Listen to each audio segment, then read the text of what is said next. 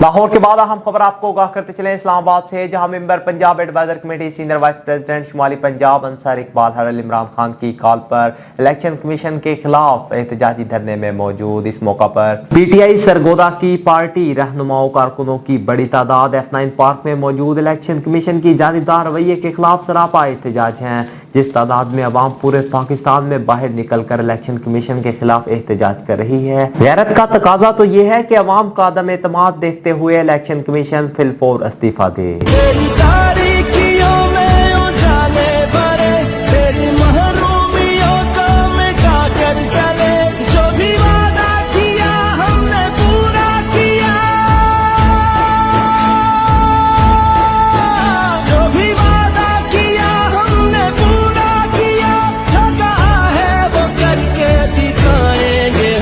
जो भी वादा किया हमने पूरा किया, जो कहा है वो करके दिखाएंगे हम।